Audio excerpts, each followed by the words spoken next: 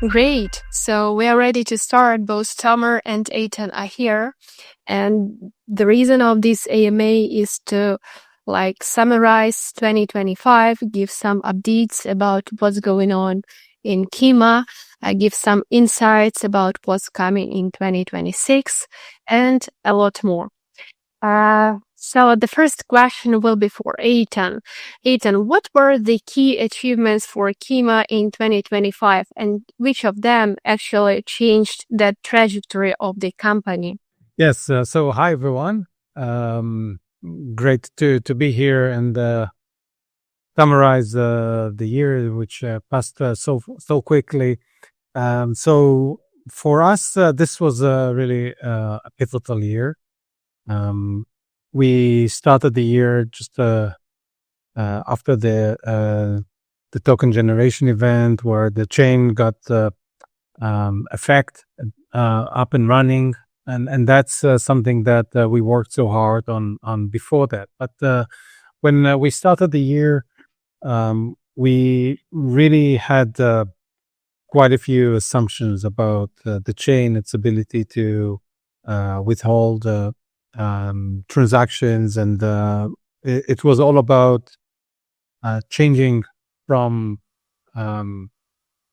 talking about interoperability to actually settling money. That was the focus. That's what we wanted to see. We wanted to realize the vision of settling money between banks, cards, and blockchains, which before we did it, and to many people that I speak with even today, is something that is perceived as impossible. One of our challenges is that we do something that nobody thinks is possible. Blockchain that can actually settle money between banks, cards, and other blockchains in a single flow in one atomic transaction. This is something that nobody tried. Nobody even thought that is possible. And we needed to move from just talking about it to actually doing it. And that was the focus. We wanted to de-risk the technological assumptions and make sure that they are reality. Once we showed fiat to stablecoin settlement working atomically, without bridges, without wrappers, without intermediaries, then that's where we started the conversation with partners, and that's when the conversation changed completely. That allowed us to talk to banks like CBI and fintechs like Mokasa, talk to the likes of central banks, and do the pilots that we did, and with people in other large rails like MasterCard. And this is where it went from, this is really interesting, to, okay, how do we use this? How can we make this work? Obviously, the time frames are long with these guys. These are very long projects, but the level of conversation really changed. So this was the what really changed the trajectory. And for looking forward to next year, we have so many things that are cooking and brewing in the areas that I mentioned earlier, and in new areas, which I will touch on, I guess, later in this AMA. Thank you, Eitan. Next question will be for Tamer. We all know that this year was challenging for many projects. So for Kima, what was the most surprising challenge or learning from this past year?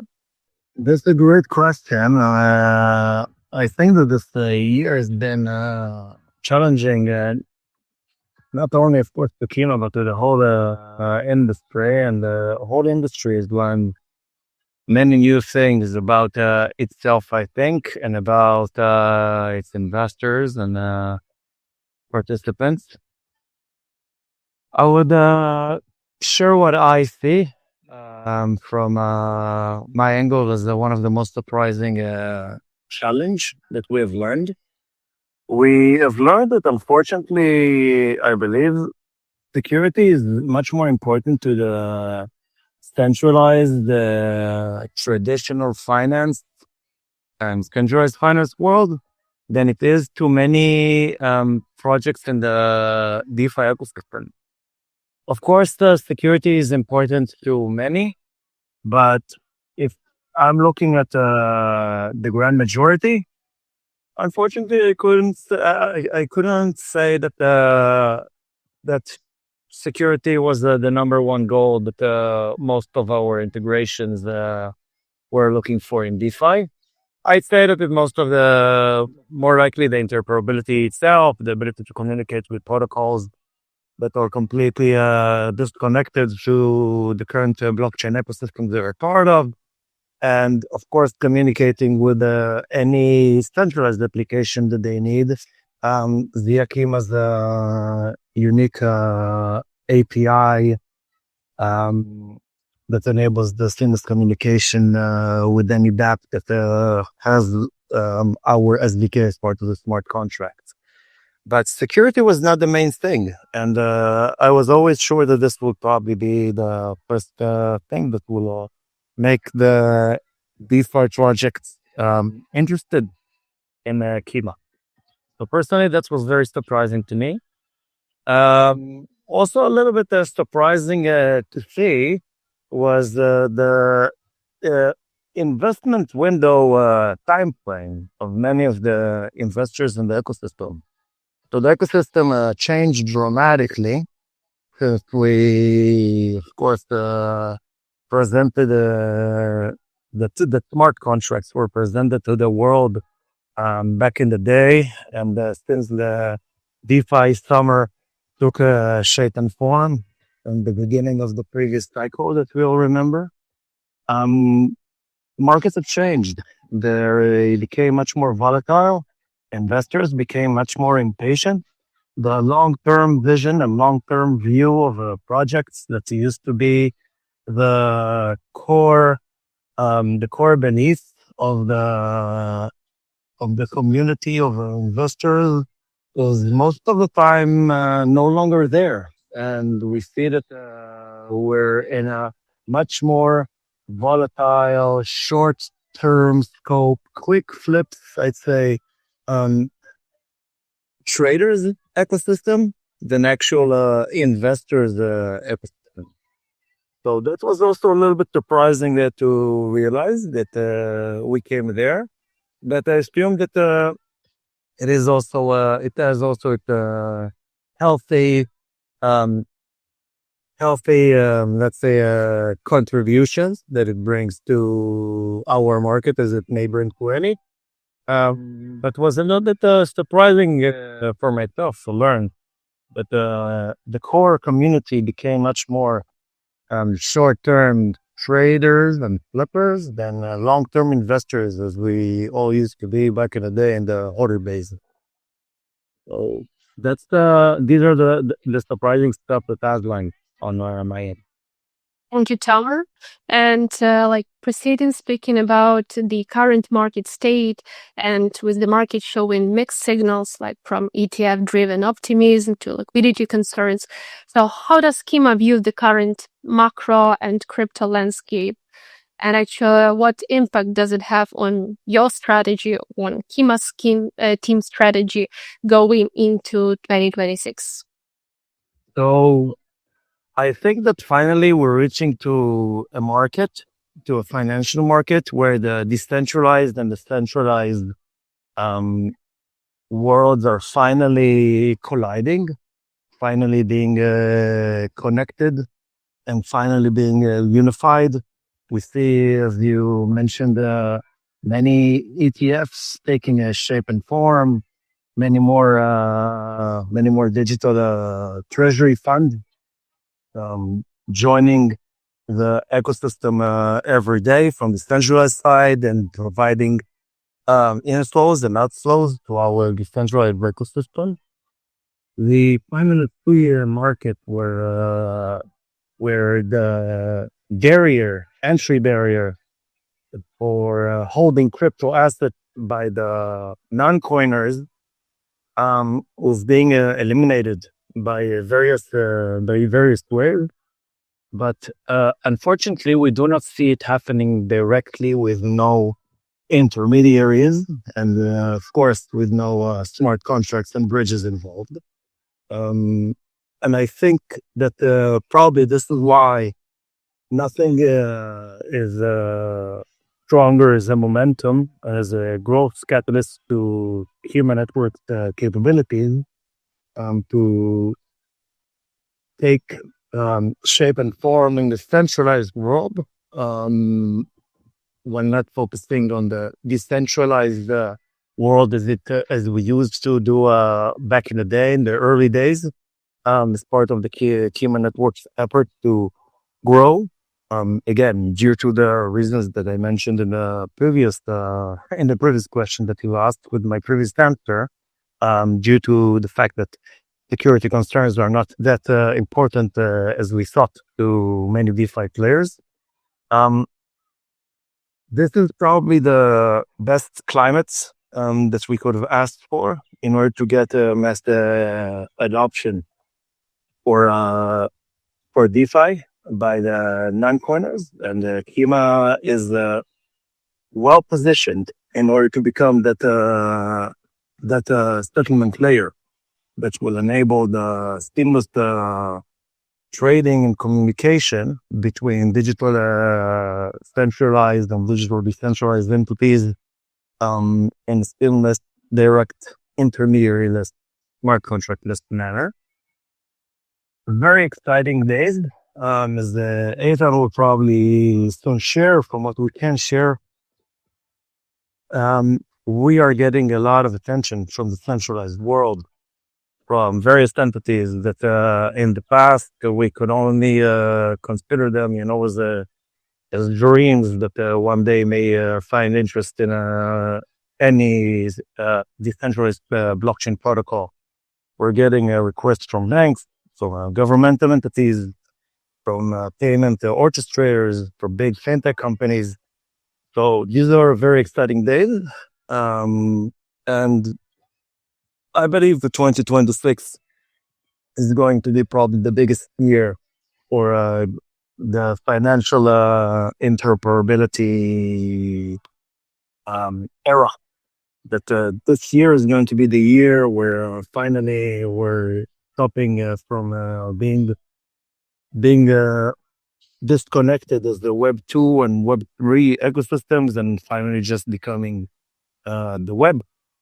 So, yeah, looking forward to this exciting year and looking forward to grab the bull by its horns, literally, as we say in the market, and unleash Kima on the centralized and decentralized ecosystem. Thank you, Tamer. Let's hope everything will be as you've mentioned. Eitan, next question will be for you. Continuing telling about what's going on for Kima, maybe there are some major announcements or launches planned for 2026. And are there any new strategic partnerships in the pipeline?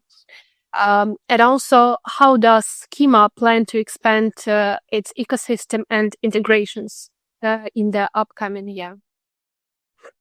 Yeah, okay. So there's a lot to unpack here, and many things are still shaping. So it's not. I will not be able to be specific on everything, but let's first take the broader picture, which I kind of implied to in my previous answer. So 2026 is really about going from proof to scale. And I think this is not only our narrative, it's also the industry narrative. So obviously we see a booming adoption of stablecoins, but the potential is we're only scratching the surface here. So if 25, as I mentioned earlier, we proved that atomic settlement between fiat and crypto is actually possible, in 26, the focus is on making the boring, reliable, making it everywhere, which is what you want from infrastructure. We're an infrastructure project, and you want this boring expansion as an infrastructure. So you will see us in 26, you will see us expand in 4 fronts. The first front is expanding more real-world rails. What that means is that we want deeper fiat coverage. We want more stable coins. We want more tokenized assets. Basically, we want more ways to enable value to enter and exit the system without hitting friction, intermediaries, or delays. That's what it really means to expand the rails. That means integrations and more supported rails. Today we support SEPA and Katz, but we want to support ACH. We want to support PIX in Brazil, UPI in India. We want to support the local banking rails and other settlement networks. And why not Swift?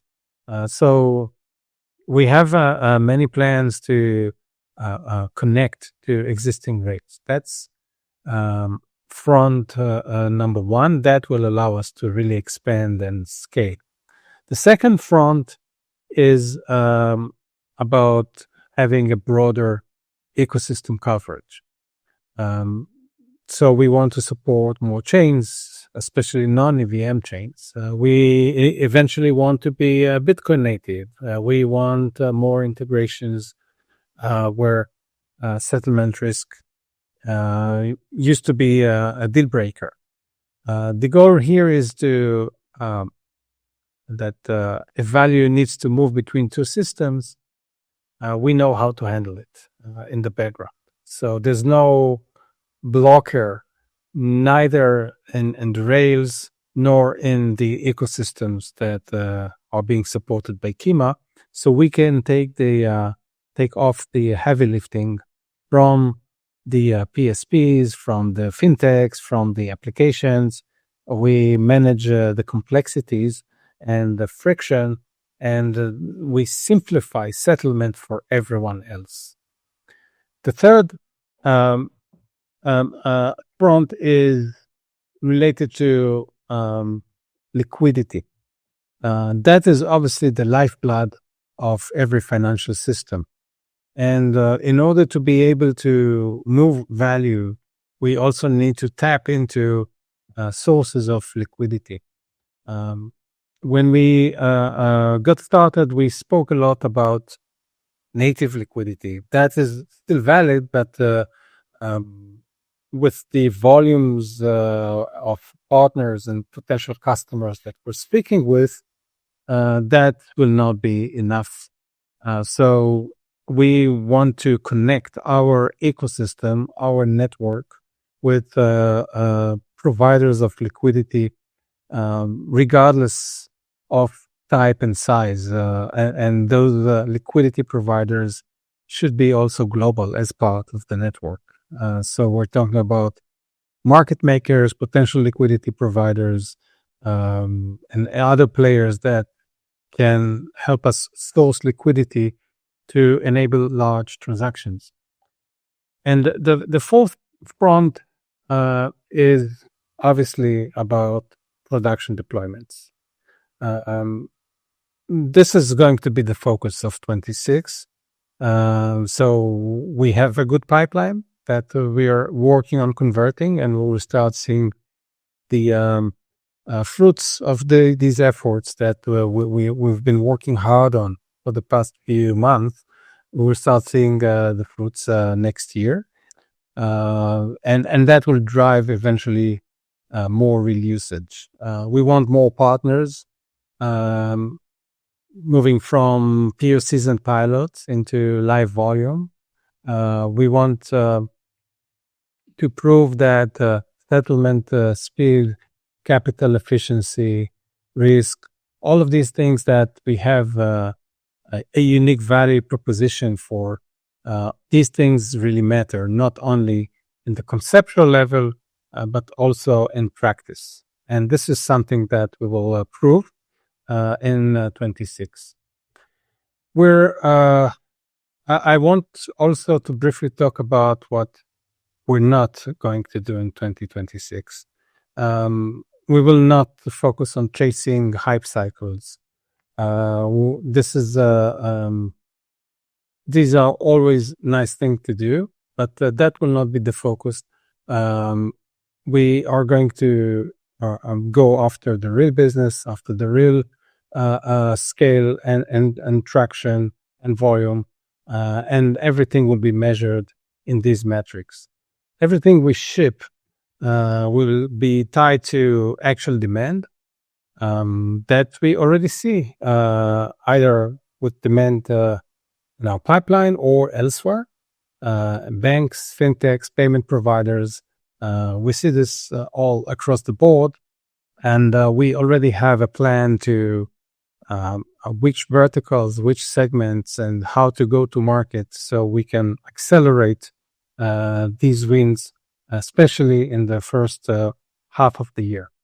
So to summarize all that, overall, I believe that 26 is going to be really a year that it's a proof year. We will prove that the vision can be realized, can be is scalable.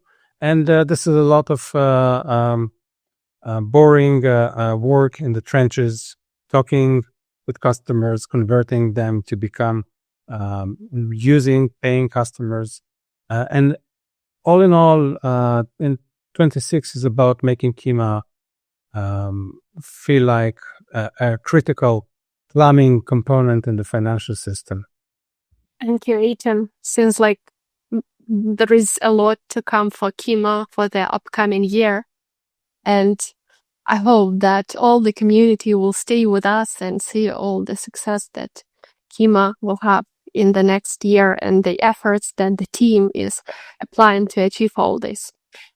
Thanks. So, Tamer, next question is for you. You have already touched base about DeFi and the role of DeFi in the next year. So where do you see actual Kima's role in the evolving crypto and DeFi landscape over the next, let's say, 12, 18 months?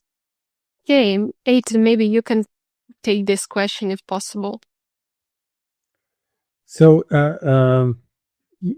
can you repeat the question, please? Yes, sure. So where do you see Kima's role in the evolving crypto and DeFi landscape over the next 12, 18 months? Yes. So I think that directly relates to what I said earlier. We're talking about positioning Kima as an infrastructure layer, as a solution that does settlement. It's unique because there is no other decentralized, interoperable, open protocol for settlement purposes, and nobody can settle across chains with emphasis on settling. And this is something that we will build upon in 26. I see that Tomer is back as a speaker. So, Tomer, if you want. Yes, thank you. Yeah, as always, I'm praying for the day that I would have, one space from A to Z that can go without technical problems, no speaking, something is lost. It's impossible to get it right. Like it's, I don't know why. Sorry for missing, for being missed here. So yeah, I will be happy to take it up. Eitan, thank you. So I believe that Kima is going to be a key settlement layer between the centralized and the decentralized. They're finally merging and colliding. As far as we know, from what we know and is seen today, And I'm saying it, of course, I'm biased because Kima is the personal baby of all of us here. So I'm biased when I say, but I did not see today a solution that is battle tested, mature, technologically wise, and efficient and innovative and disruptive as Kima is to the centralized and the decentralized world to finally connect. To remind all of you guys, all of the existing solutions rely still on smart contracts or oracles. Not sure how many of you guys have tried to actually build something using a solution that relies on oracles or smart contract, but it's almost as close to useless most of the times, unfortunately. And as Kima works faster, better, and in a more secure manner, and of course cheaper than all other existing solutions, I see Kima as probably a central player in the financial interoperability era between the decentralized finance and the centralized finance world. And not only that, but again, to remind our listeners, Kima has the unique capability to transfer communication between decentralized and the decentralized applications, enables not only simple trading and transfer of money, but basically transfer of any message that can do something on the centralized world after something has happened in the decentralized world, and vice versa. It can be maybe minting your PlayStation achievements as NFTs on Sonium or Solana. It can be maybe, I don't know, maybe getting your driver's license from the centralized world minted as a decentralized NFT driver license. And the sky's the limit of what can be done with Kima. And I believe that nothing is stronger than this current market to present the thirst of the centralized financial and investment world for crypto assets as a sign that the time has come for it to happen. And yeah, I believe that this is where we see Kima in the next year and a half becoming a key player, a key protocol that is used to unify and connect these too long disconnected exists. Thank you, Tamer. I think that it all sounds very promising. Eitan, sorry, would you like to add something? No. Yeah, and actually the last questions will be for you, Eitan. So what kind of market pool did Kima see in 2025, like from banks, fintechs, businesses? And what does that tell you about where the real problems are? Yeah, so I think that the strongest pool didn't come from the crypto native teams. It came from the banks, the PSPs, the fintechs, because this is where, with all the growth that we've seen in DeFi, this is where the real money is, and the people there are dealing with real money in high volumes, and the stakes are very high. Unfortunately, as Thomas said at the beginning, we still see in DeFi almost on a daily basis, at least twice or three times a week, I read about hacks in the DeFi system. Millions, they get lost and nobody is really concerned. And that's, for me, is amazing. But can you imagine JP Morgan being hacked, stolen $2, $3, $5 million, which is a very small amount for JP Morgan, and everything goes back to normal? That cannot happen. And so It's real money, real volume, and reliability. And they're all saying the same thing. Moving money is easy today, but the settlement part, doing it safely across systems, this is where it's become risky and dangerous and slow and expensive.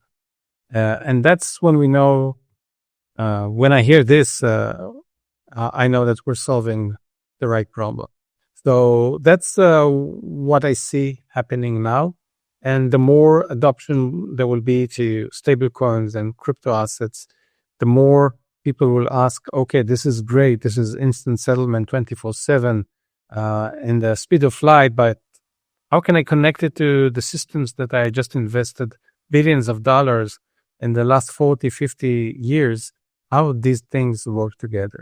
And that's when the big guys will start looking for not just interoperability solutions, not just connectivity solutions, but interoperable settlement.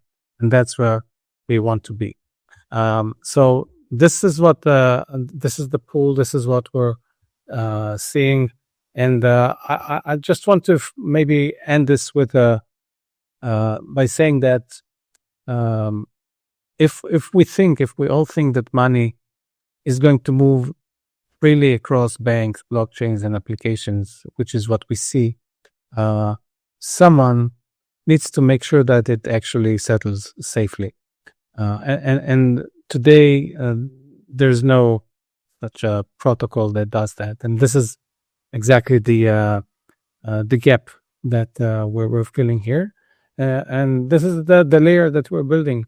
So this is how we see things. This is how we saw things. But now more than ever, we see the opportunity, and we were going to prove that it translates to real business. Thank you, Eitan. Just finishing this space, maybe Tamara, you'd like to say some final words to Kima community. As always, I'd love to wrap up by thanking everyone for joining us, of course, today, and to all of our great community of being here strong, and believing in all what Kima is building and what Kima is doing.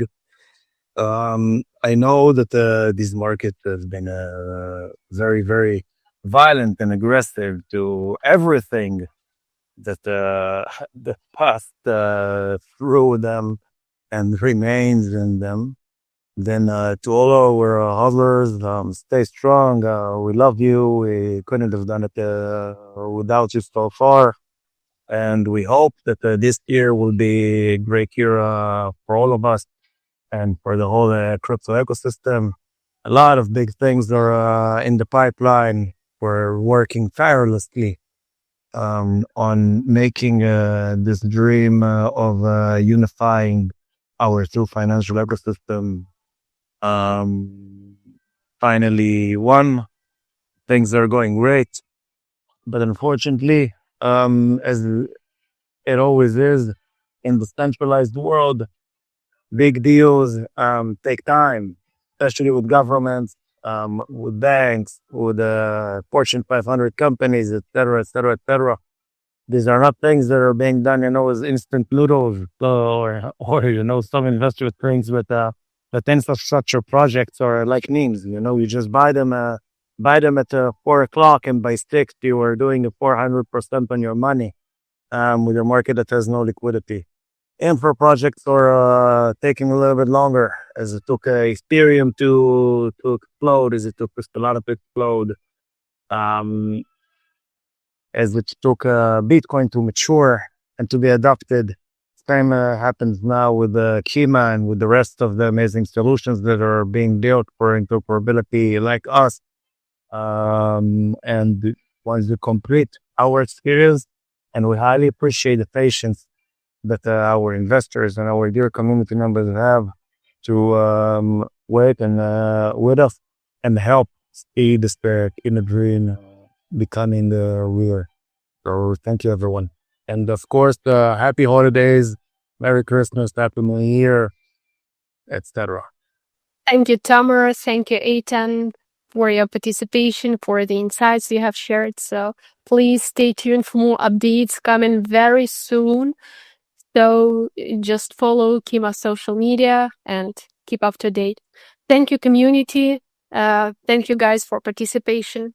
So see you next year. Bye-bye. Thank you. Thank you, everyone. Bye bye, guys.